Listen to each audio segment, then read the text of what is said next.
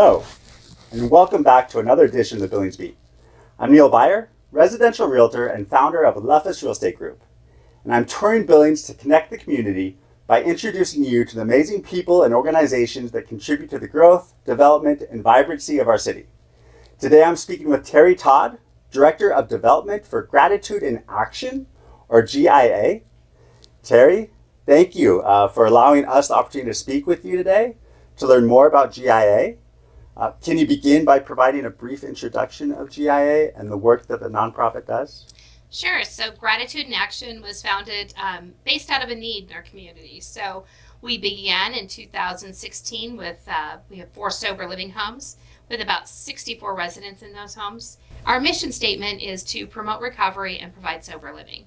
And as we're moving forward, we've added a new component called Prosper, which is to encourage people to get to a prosperous life through work, home, life, and health. And so super excited to see what's going to happen in the community moving forward. We have a very large thrift store. It is located at the old Salvation Army location at 10 South 30th, the corner of Minnesota and South 30th. We always say it's on the sunny side of the tracks.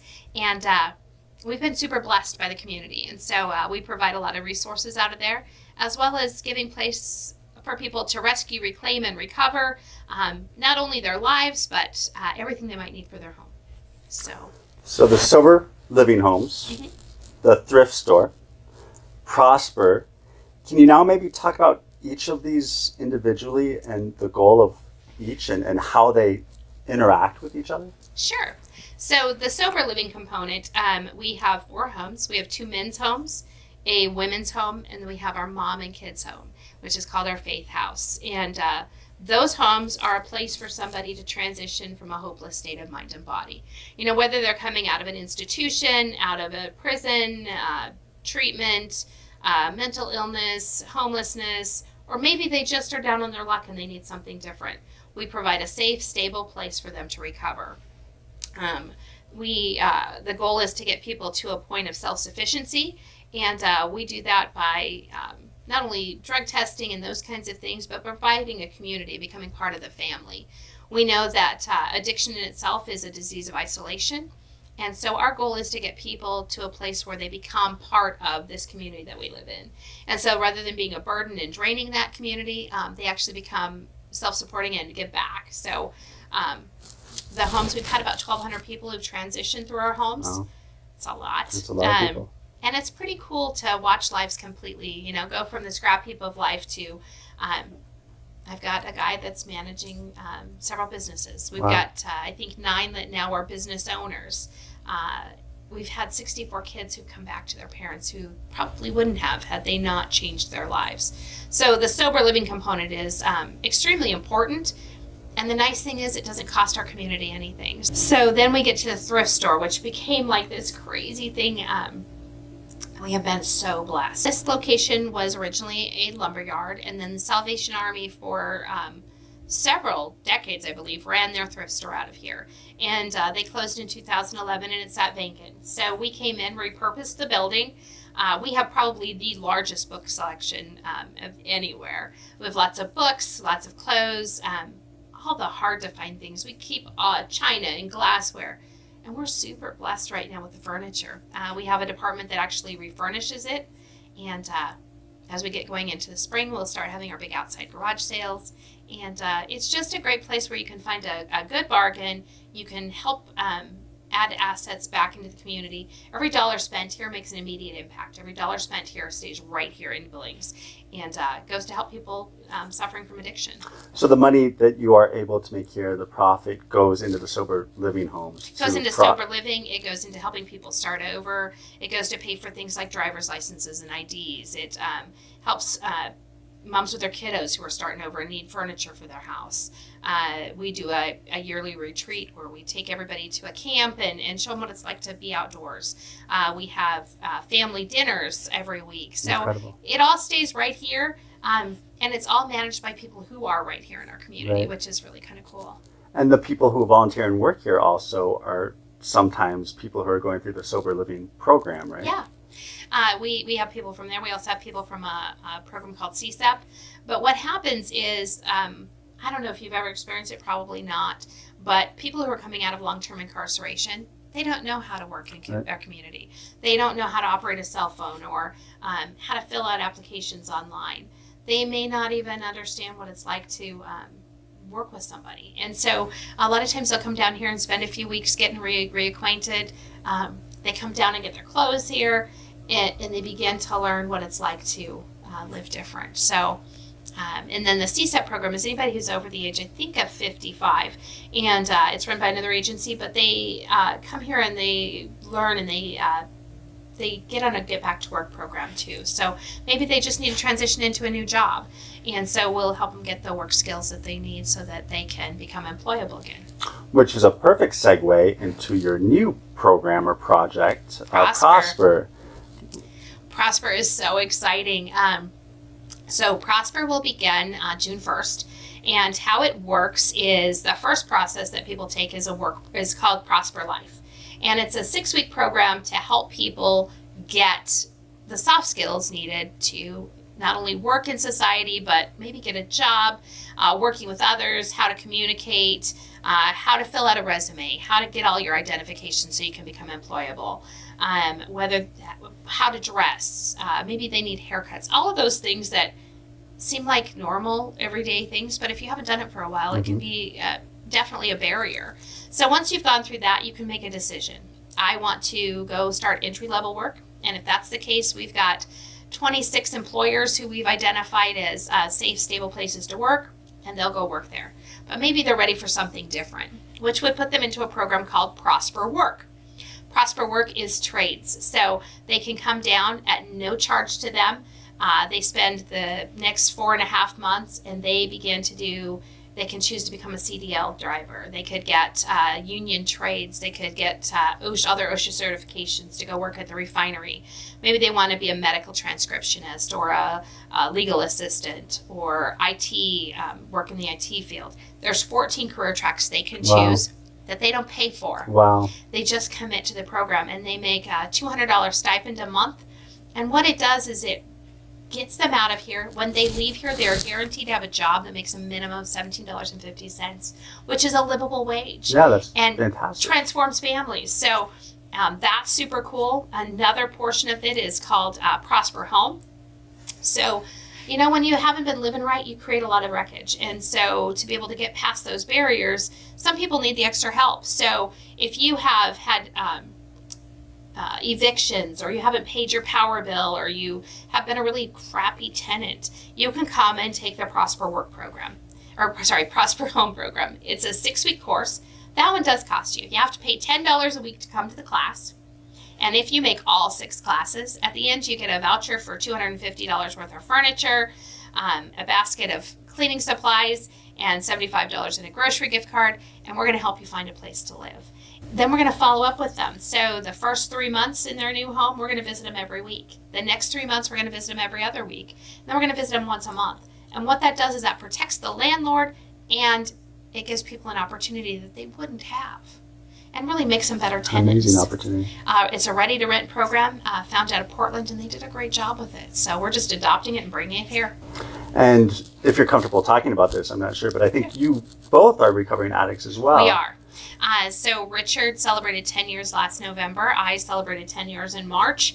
And for somebody like me, that's a big deal. I mean, I couldn't string together 10 minutes or 10 days. And really, it just began with that whole concept of one day at a time, and giving back. Because I really believe that, alcoholism is a disease of perception, and it's a disease of isolation. And so if I tell myself that I'm not worth it, and nobody's treating me right, and if this person would have done this, if I can't look at my part in that, I can't get better. And so sometimes it's just having those hard conversations to say, you know what, let's look at the perception. Let's change it. So instead of what is being done to you, what are they really doing for you? Mm-hmm. And rather than being a taker your whole life, let's figure out how you can give. And so we just really have encouraged that mindset. And I think that helping others follow that path and being involved in that also helps with your journey and your path, right? I am on the front seat of miracles every day, because if I didn't get to see those miracles, I can tell you that when the tragedies came, I wouldn't stick around. So this week we had a mom who moved in who got both of her kids back from CPS. That's amazing. And that was not something that they would have ever told you was going to happen. We have a gentleman who has had an active CPS case for 3.5 years. And he and his ex-wife both came through our program. They both have their children back. And yesterday they signed and their CPS case is closed for the first time in 3 years. So it's amazing to get to see those kinds of things. Have one of the first guys in our house called me the other day, and he just got promoted to an assistant manager position at a hotel here in town. And he was not employable when he came to our home. So how does that make you feel? I mean, to be involved in that, and I they're mean, like my kids. That's what I was going to say. I mean, in so many ways. And speaking to you previously, you mentioned that you've actually take some of these individuals into your home and care for them and take care of them to help them and support them and provide that support necessary for them to be successful and find their way. We decided early on that our home would be a safe place and that they would always be welcome. One of my favorite events of the year is Thanksgiving. So everyone comes home for Thanksgiving. Well, we are the home. So our Thanksgiving dinners are normally 150, 160 people, and we cook and prepare that. So early on, it was, 40, 50, 60. It kept growing every year. And so we've learned how to cook these crazy turkeys and roasters, and we cook 2 at a time. And so we cook 20 turkeys for Thanksgiving. And what it is they know that they can come home no matter what with their kids, and it's a safe place. We have a dinner every Sunday night, and we'll have 70 people at dinner. Wow. And and when you say that, it kind of opens my eyes, because I think often when you're a drug user and an addict, that a lot of times when you're fighting those demons and trying to get sober, it's so difficult because you always go back to the same friends and same and people your world that gets you very know. small. Yeah. So you provide a new family that are all on the same journey of finding a sober life or becoming sober. And not everybody makes it. No, absolutely. One of my very favorites who I just love went back out and was using, and he's in jail looking at some new felonies. And it was hard. But you know what? I love him no matter what. Mm-hmm. It's not like he just is no longer part of the family. It just means we have to love him from a distance for a while. Mm-hmm. And so, when you're using, your world gets real, real small. And what we've learned is that if we can make that world big and make that community big, and they can become part of this community, they're less likely to go out and do that again. Right. So, it's crazy. I mean, we just, a month and a half ago, we're at the hospital with a woman who had a CPS case. They had removed her child. She was pregnant. She came to live with us, and we got to be there when that baby was born. How cool. I mean, we've probably had 20 babies over the course of the last 5 years. It's pretty cool. So, I mean, it's just really amazing, the involvement that you have with all of these individuals and the impact you're having on their life, but also that relationship that you're building amongst all these people in the community. And there's lots of sober living homes, and there's other very good sober living homes. But the distinction that we always make is that we're actively involved in those homes. We're in those homes every day. We do mandatory drug testing. We are licensed and insured. We are part of a national organization. So, if you're looking at sober living, those are the kinds of questions you need to ask. And there are some other great homes in our town. But there's some that don't do all those things. And so you got to look at that too. It's also one of the more affordable options, right? I mean, some of these sober living homes can be quite expensive, but you guys work very hard trying to make it affordable for them. So it's $500 a month. It's not a week. $500 a month. And we want no one to be turned away because they can't afford it. And so that's part of what this store does. If you come and you have nothing, we will not turn you away. Because by the time I was ready to get sober, there wasn't a whole bunch of family lining up to help me anymore. I'd pretty much burnt it to the ground. And so we want people to have an opportunity to do something different. They will rise to the level of what you're requesting. So if you just want to house people, that's fine. We expect more. We expect that you're going to become employed. And if you can't work, then we're going to get you volunteering. And they don't have to volunteer with us. We have 20 agencies you can go volunteer with. But you are going to find a way to become part of the community. So. And I think that's essential, right? I mean, that's a big part of your guys' program is getting people to be active and take responsibility and be contribute to the community so they have a sense of self-worth. Yeah. We do sober bowling every Friday night. We do sober softball on Sundays. I mean, so they're doing things that, you know, they may have sat on a bar stool for years and talked about doing, but they never actually took the action to do it. And so that's kind of an exciting thing, is to watch lives transform from the inside out. And you mentioned you just had the Roaring Twenties Gala. We did. It was so fun. And you have the poker night coming World up. Series of Giving. Excuse me. That or any other events coming up? We also have a golf tournament. So World Series of Giving is a poker tournament. We actually have some dealers that are coming from the World Series of Poker. Super cool. It'll be at America's Family Restaurant on the 12th of June. And then the 25th of June is our annual golf tournament out at Eagle Rock. That is super fun too. So, you know, we just have lots of different things and lots of ways for people to get involved. And probably we're launching Prosper on June 1st. Still looking for the final funding. We're looking for business partners and allies in the community that want to be part of that. People that are looking for employees and have specific needs, or we're really excited about the construction portion. They'll be building, over the course of time, they'll be building sheds and tiny homes. So that'll help fund that program too.